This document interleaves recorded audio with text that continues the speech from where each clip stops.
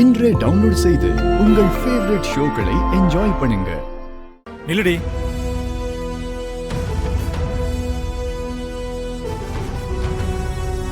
என்னடி புது drama start பண்ற? இதுக்கு தான் வீட்டை விட்டு போற மாதிரி நடிச்சியா? திரும்ப வந்து சென்டிமெண்டா பேசினா எல்லாரும் மயங்கிடுவாங்க. அதுக்கப்புறம் யாராலையும் நம்மள இந்த வீட்டை விட்டு அனுப்ப முடியாதுன்னு முன்னாடியே பிளான் பண்ணிருக்க. இப்போ நினைச்ச மாதிரியே சாதிச்சிட்ட, அப்படிதானே? உங்க கற்பனைக்கெல்லாம் என்னால பதில் சொல்ல முடியாது. நான் யாரையும் மயக்க நினைக்கல. உங்களுக்கு வேணா என்ன பிடிக்காம இருக்கலாம், ஆனா இந்த குடும்பத்துல இருக்கிற ஒவ்வொருத்தரும் என் மேல அவ்வளோ அன்பு வச்சிருக்காங்க. அதனாலதான் நான் வெளியில போனதை ஏத்துக்க முடியாம எல்லாரும் ஃபீல் பண்ணாங்க. இந்த அன்பையும் இந்த குடும்பத்தையும் இனி என்னால விட்டுட்டு போக முடியாது.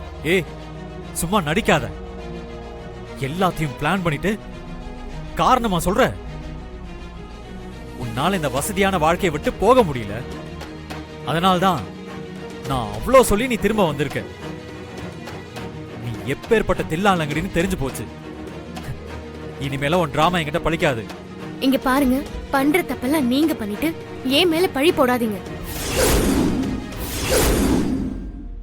என்னது? நான் தப்பு பண்ணனா?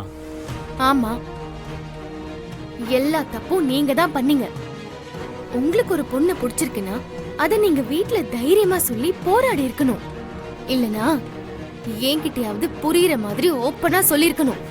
எல்லாத்தையும் உங்களுக்குள்ளேயே மூடி வச்சுக்கிட்டு இப்ப வந்து என் மேல பழி சொன்னா என்ன நியாயம்?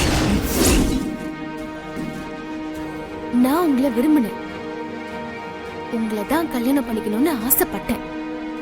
அந்த நேரத்துல அத்தை என்ன பொண்ணு கேட்டு வந்தப்போ நான் அவ்வளவு சந்தோஷப்பட்டேன். இது கடவுள் போட்ட முடிச்சுன்னு நினைச்சு நானும் சரின்னு சொல்லிட்டேன். ஆனா நீங்க அப்பவாது அத்தை கிட்ட உண்மையை சொல்லி கல்யாணத்தை நிறுத்தி இருக்கணும். அதெல்லாம் பண்ணாம விட்டுட்டு இப்போ உங்க லைஃப் ஸ்பாயில் ஆனதுக்கு நான் தான் காரணம்னு சொன்னா என்னால எப்படி ஏத்துக்க முடியும்? ஆனா நான் இப்பவும் சொல்றேன், நீங்க அந்த சாராவை கல்யாணம் பண்ணியிருந்தா உங்க வாழ்க்கையே போயிருக்கும். அவ உங்களுக்கும் இந்த குடும்பத்துக்கும் சுத்தமா ஏத்தவ கிடையாது. முதல்ல அத புரிஞ்சுக்கிட்டு ஒழுங்கா கிடைச்ச லைஃப்ல சந்தோஷமா வாழ பாருங்க.